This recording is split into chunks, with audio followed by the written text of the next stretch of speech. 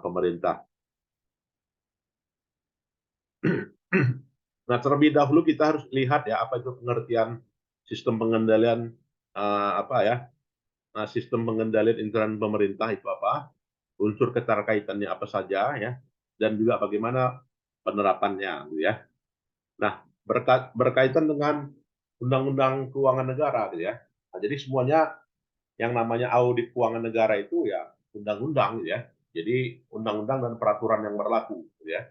Termasuk di dalamnya undang-undang kebendaharaan ya. Jadi nanti boleh aja dicari yang terupdate ya undang-undang perbendaharaan. Nah, di mana dalam undang-undang perbendaharaan memberikan pernyataan bahwa pengelolaan APBN diselenggarakan berdasarkan sistem pengendalian intern ya yang memadai dan akuntansi keuangan telah diselenggarakan berdasarkan SAP gitu ya. Nah, jadi mengacu pada standar ya yang namanya SAP. SAP itu sendiri SAP 2021 itu ada sekitar 24 pernyataan ya, 24 PSAP ya. Nanti bisa dilihat di PSAP 2021 tersebut. Di pasal 56 juga gitu ya.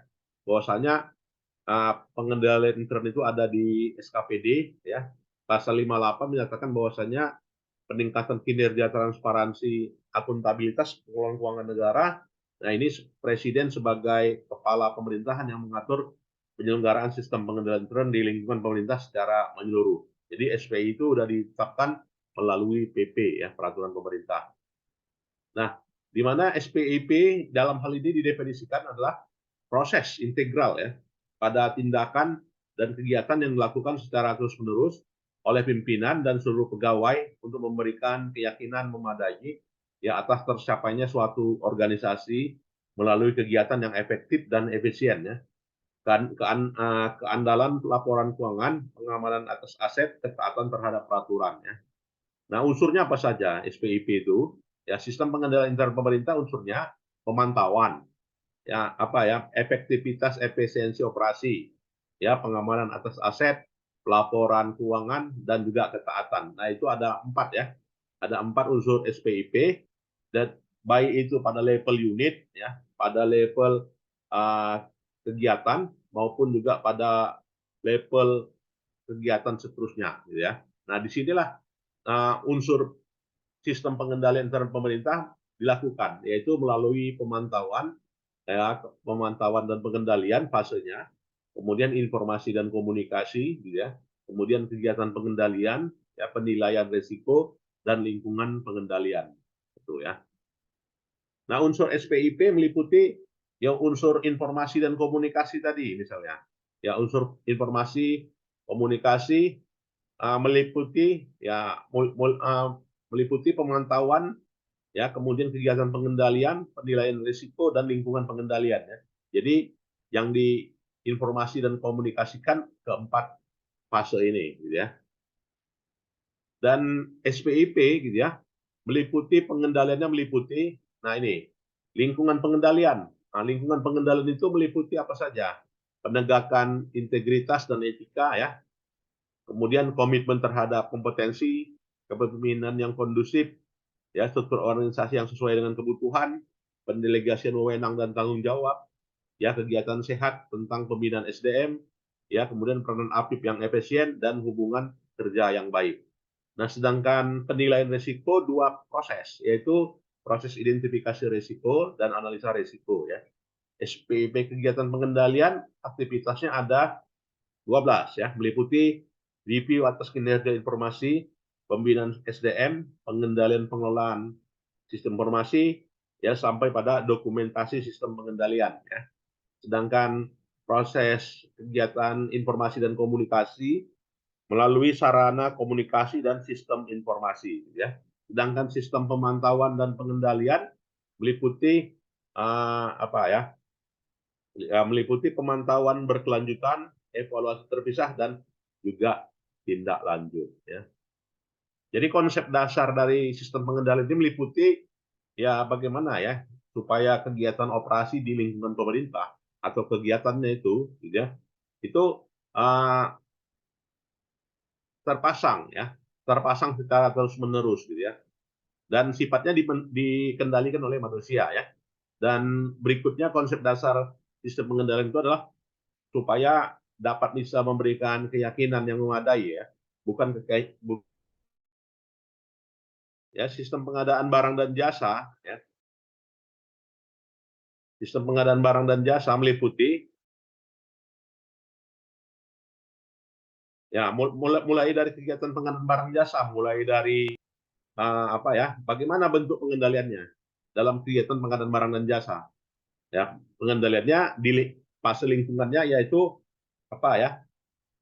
Penugasan personil yang tidak kompeten. Nah, itu merupakan komponen lingkungan pengendalian. Resikonya apa? Bahwasanya ada resiko pengendalian barang dan jasa yang tidak dibutuhkan atau juga harga, gitu ya.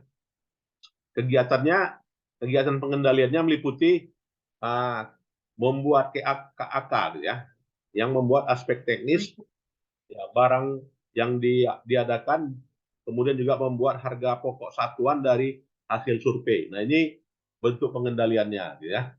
Komunikasinya ya, yaitu mendapatkan informasi yang terkait dengan spek barang dan jasa, gitu ya, hasil survei ya. Sedangkan komunikasi yaitu pada LPSE ya, dan pengumuman lelang di media itu adalah komunikasi. Pemantauannya ya secara berkala gitu ya, dalam proses pelelangan pemantauan yang terpisah oleh auditor gitu ya. Nah, ini ada beberapa tahapan dalam penyelenggaraan SPIP, meliputi tahapan pemahaman dan penyamanan persepsi, tahapan pemetaan ya, tahapan membangun infrastruktur, tahapan internalisasi, dan tahapan pengendalian berkelanjutan ya. Nah, jadi yang di sini yang perlu kita ingat ya, bahwasanya SPIP itu bukan hanya upaya membentuk mekanisme administrasi ya, tetapi melakukan perubahan sikap dan perilaku atau disebut dengan soft factor gitu ya. Oleh karenanya implementasi SPIP sangat memerlukan komitmen, keteladanan pimpinan dan niat baik seluruh pejabat atau juga pegawai di lingkungan instansi pemerintah ya. Nah, itulah ya yang mengenai yang namanya sistem pengendalian SPIP ya. Mungkin ada yang mau berdiskusi, silakan. Izin, Prof. Ya. Terima kasih, Pak. Tadi Bapak menjelaskan tentang penilaian resiko, di mana penilaian resiko itu terdiri dari identifikasi resiko dan analisis resiko. Ya. Nah, yang ingin saya tanyakan, apakah yang mengidentifikasi dan menganalisis resiko itu cukup top manajemen, pimpinan, atau sampai ke staf, Pak? Terima kasih. Ya. Penilaian resiko gitu ya. Ini sebagai bentuk mitigasi secara menyeluruh ya, secara menyeluruh, yaitu mulai dari identifikasi risiko sampai pada analisa risiko. Siapa yang melakukan? Ya, tentu saja yang melakukan di top ya, di level top manajemen yang dilaksanakan oleh lower management gitu ya. Jadi tentu saja penilaian risiko itu di level pimpinan ya, saya kira.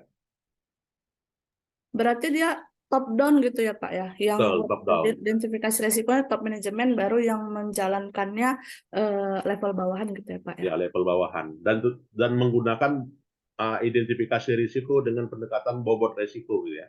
Nah, ini Baik. sekarang ada sistem manajemen risiko yang mengidentifikasi dengan menggunakan bobot risiko ya. Udah mulai berjalan ini. Oke, ada. Nah, jadi ini bentuk praktiknya ya. Ada bentuk praktiknya. Nah, ini dia. Bagaimana misalkan di kegiatan pengadaan barang jasa ya, karena kan kegiatan barang dan jasa ini kalau dari aspek belanja yaitu dari sisi pos belanja operasi kan gitu ya. Belanja operasi itu 45% atau 40% secara total dari total belanja instansi kan gitu. Jadi perlu di kontrol ya. Jadi perlu dikendalikan ya, perlu uh, dibentuk ya pemantauan atau mulai dari lingkup pengendalian sampai lingkup pemantauan. Dan ini terdokumentasi ya. Terdokumentasi. Oke, ada? Ya, kalau tidak ada, mungkin kita lanjut slide berikutnya ya. Saya coba menampilkan yang lainnya.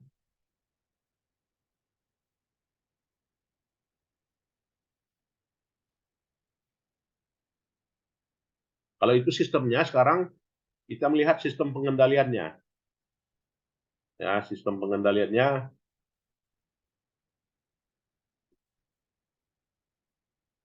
Meliputi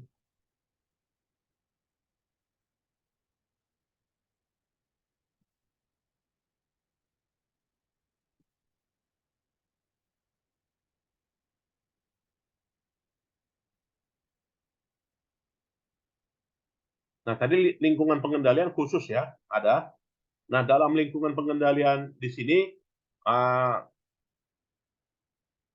dalam dalam hal ini merupakan berasal dari apa ya, pimpinan juga, gitu ya. Jadi yang konsep pengertiannya di sini adalah pimpinan lah yang melakukan ya, dalam hal ini bentuk ya bagaimana ya lingkungan pengendalian yang harus dilakukan. Jadi pihak manajemen dan staf menciptakan dan memelihara lingkungan dalam organisasi yang menetapkan perilaku positif ya dan dukungan terhadap pengendalian manajemen dan kesadaran manajemen. Nah, jadi sini supaya pimpinan gitu ya menganjurkan ya atau juga mensosialisasikan kepada staf ya bagaimana supaya staf dan juga personil ya itu sadar akan pentingnya pengendalian ya, konsep utamanya. Nah, jadi kesadaran atas konsep pengendalian di sini, gitu ya. Nah, ini bentuk suatu pengendalian berupa pengendalian hard control, ya, pengendalian soft control. Jadi pengendalian di sini yang efektif meliputi ya dituntut komitmennya, komitmen staf terutama, kemudian kompetensi staf, ya, kemudian peran tanggung jawabnya dipahami, ya, kemudian juga tahu batasan kewenangannya, ya, kemudian juga punya pengetahuan yang memadai, gitu ya. Jadi kalau udah ada 5 unsur ini apa ya diterapkan, maka jadilah yang namanya adanya lingkungan pengendalian yang efektif. Nah, ini kalau dari apa ya dalam menyusun tesis bisa nih diapakan ya dijadikan variabel atau juga dijadikan dimensi gitu ya atau dijadikan indikator malah gitu ya terkait dengan variabel lingkungan pengendalian ya. Nah, sekarang unsur lingkungan pengendalian meliputi apa saja? Nah, unsur lingkungan pengendalian itu merupakan bagian tadi dari SPIP kan. Nah, lingkungan pengendalian meliputi integritasnya dituntut dan etikanya, itu tadi ya, komitmennya terhadap kompetensi, kemudian kepemimpinan yang kondusif, kemudian struktur organisasi sesuai dengan kebutuhan, ya, kemudian pendelegasian wewenang dan tanggung jawab yang tepat, kemudian kebijakan sehat tentang pembinaan SDM, ya, kemudian peranan APIP yang efektif, ya, dan hubungan kerja yang baik dengan instansi pemerintah yang lainnya. Nah, ini jadi tuntutan lingkungannya itu meliputi uh, ini ya, ada 8 unsur. Nah, jadi staf dituntut tadi adalah integritas, ya. Apa itu integritas? Nah, jadi ini dikatakan integritas merupakan apa ya proses internalisasi gitu ya proses internalisasi di mana integritas di sini dua hal yaitu implementasi dari sisi infrastruktur dan internalisasi. Nah, jadi di sini meliputi infrastrukturnya untuk meningkatkan integritas pertama harus tahu aturan ya atau disebut dengan kode etik, paham kode etik, kemudian paham kebijakan penegakan kode etik, kemudian adanya sistem reward and punishment, ya, kemudian kebijakan penanganan konflik kepentingan, ya, kemudian paham atas kebijakan pengabaian manajemen dan juga adanya majelis kode etik. Nah, hal-hal yang perlu diperhatikan sini adalah pengaturan hubungan antara pihak-pihak yang terkait dalam penyusunan pembahasan kebijakan khususnya dengan pihak sponsor ya. Kemudian pengaturan hubungan pejabat berwenang dalam anggaran Pemda dengan pihak swasta gitu ya.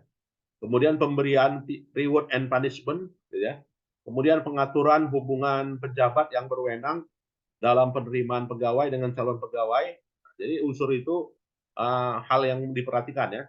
Kemudian pengaturan hubungan antara pihak terkait, ya artinya pihak kepegawaian itu sendiri, baper zakat, pegawai yang bersangkutan dalam penempatan mutasi, rotasi dan promosi pegawai.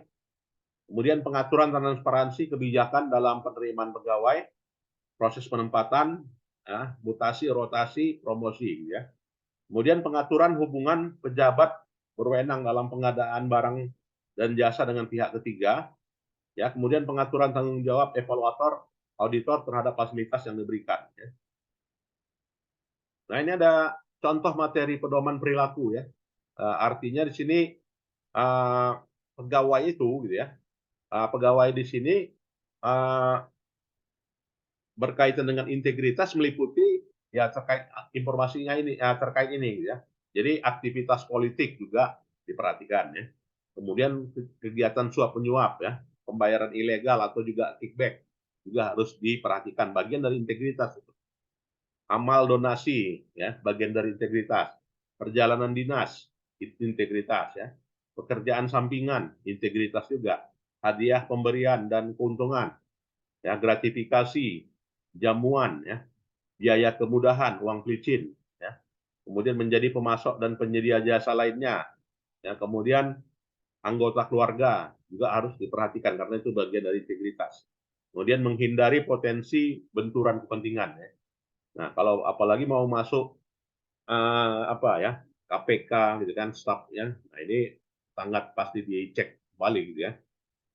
Tanggung jawab profesi, ya, tanggung jawab pribadi terkait dengan stakeholder ya, penggunaan informasi, larangan manipulasi, ya, informasi yang tidak benar, pemeliharaan dan penggunaan aset, ya, penggunaan informasi internal, ya, penggunaan fasilitas kantor, telepon, ya, catatan pembukuan, kesempatan kerja yang sama, ya, etika lingkungan, narkoba, ya, dan juga jasa, ya. Nah ini beberapa pedoman yang harus dijaga dalam menegakkan integritas bagi staf.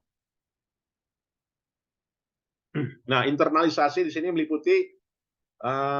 meliputi komitmen atas pelaporan keuangan pemerintah, penghilangan kebijakan yang tidak etis, saluran pengaduan, pendidikan dan pelatihan, penghargaan dan remunerasi, ya, penetapan penerapan sistem pengendalian manajemen, pembentukan sistem nilai dan budaya rekrutmen pegawai, dorongan sejawat, pernyataan kesanggupan memiliki integritas, dan diskusi penanganan perilaku etis. Nah, ini yang dikatakan dengan internalisasi kepada pegawai. Nah, ini ada diskusi kasus ya. Diskusi kasus tadi kita abaikan aja ya. Kemudian komitmen ya. Nah, bagaimana komitmen itu? Yang dikatakan komitmen mencakup ya pertimbangan manajemen atas tingkat kompetensi untuk tugas tertentu. Sejauh mana komitmen? Jadi tingkat kompetensi diterjemahkan dalam pengetahuan keahlian yang dipersyaratkan. Nah, tindakan yang harus dilakukan pimpinan yaitu mengidentifikasi dan menetapkan kegiatan terkait dengan tupoksi sejauh mana. Kemudian penyusunan standar kompetensi untuk setiap tugas dan fungsi. Ya. Kemudian menyelenggarakan diklat untuk peningkatan kompetensi. Ya. Kemudian pimpinan instansi memiliki kemampuan manajerial yang berpengalaman. Ya. Jadi infrastruktur meliputi yang harus diperhatikan visi misi organisasi, strukturnya, ya, peraturannya, database pegawainya, ya, dan juga standar kompetensi jabatannya. Oke, ya. Nah, yang dikatakan kepemimpinan kondusif meliputi ya kepemimpinan yang mempertimbangkan resiko. Jadi ada pertimbangan resiko, kemudian unsurnya berbasis manajemen kinerja, kemudian mendukung fungsi tertentu dalam penerapan SPIP, ya, kemudian melindungi aset dan informasi, kemudian interaksi dengan pejabat pada tingkatan yang lebih rendah, kemudian tanggapan positif terhadap laporan keuangan, anggaran dan program. Nah, kemudian juga infrastruktur juga meliputi ya kebijakan penerapan manajemen berbasis kinerja, ya juga termasuk dalamnya perlindungan aset dan informasi, gitu ya. Kemudian kebijakan komunikasi yang efektif, kebijakan merespon pelaporan mengenai keuangan, anggaran, program dan kegiatan, kebijakan terhadap fungsi-fungsi instansi. Ya. Kemudian juga internalisasi di sini meliputi tadi ya, staf harus sadar risiko. Sadar risiko di sini dengan melakukan pelatihan, ya, atau juga dengan adanya stimuli terhadap bentuk konsep manajemen risiko kepada pegawai. Kemudian dorongan pimpinan, ya, jadi berasal dari pimpinan ya, kepedulian risiko dalam pengambilan keputusan. Semuanya harus dipertimbangkan. Pihak kompeten ikut dalam pengambilan keputusan teknis ya. Dan risk owner di sini ya atas resiko ya. Risiko berdasarkan tingkat manajemen dan tanggung jawab risiko masing-masing pegawai. Ya, tanggung jawabnya. Kemudian dilakukan pertemuan periodik. Ya, kemudian internalisasi di sini dokumen proses pengambilan keputusan, kemudian pelaporan hasil pengambilan keputusan, kemudian penyadaran penerapan manajemen berbasis kinerja ya. Nah, ini bagaimana bentuk penyadaran yang mendukung fungsi tertentu, ya pendanaan kegiatan berkaitan dengan target kinerja, penyusunan anggaran berdasarkan sumber data dan yang kompeten, proses pengambilan keputusan anggaran melibatkan setiap level manajemen organisasi, ya sampai pada bentuk melindungi aset dan informasi dari penggunaan yang tidak sah. Yaitu di level ya kalau untuk aset itu ada sistem tersendiri ya, yaitu seperti misalnya SIMAK BMN. Kalau sekarang apa bentuk sistem informasi pengelolaan aset sekarang? Selain SIMAK, kalau beberapa tahun lalu namanya SIMAK ya. Kemudian pengamanan fisik, administrasi dan hukum, dan sistem internal check. Begitu juga interaksi intensif ya dengan pejabat pada tingkat yang lebih rendah ya. Jadi adanya pertemuan periodik manajemen puncak dengan manajemen di bawahnya ya. Kemudian masukan dari level bawah ke atas ya. Dan merespon positif terhadap laporan ya. Nah, tindakan yang dilakukan pimpinan terkait dengan struktur organisasi sesuai kebutuhan. Nah, ini melakukan penyesuaian organisasi sesuai dengan ukuran dan sifat kegiatan, memberikan kejelasan tentang wewenang dan tanggung jawab dalam instansinya, kemudian memberikan penjelasan tentang hubungan jenjang pelaporan dalam instansinya, kemudian melaksanakan evaluasi ya, dan penyesuaian secara periodik terhadap struktur organisasi, hubungan dengan adanya perubahan lingkungan, dan menetapkan jumlah pegawai yang sesuai, terutama untuk posisi pimpinannya. Ya, nah itulah ya beberapa hal mungkin perlu kita diskusikan. Silakan, ada yang mau ingin berdiskusi? Nah, jadi internalisasi dan juga infrastruktur ya, dua hal itu yang diperhatikan ya dalam membentuk integritas. Oke ya. Oke.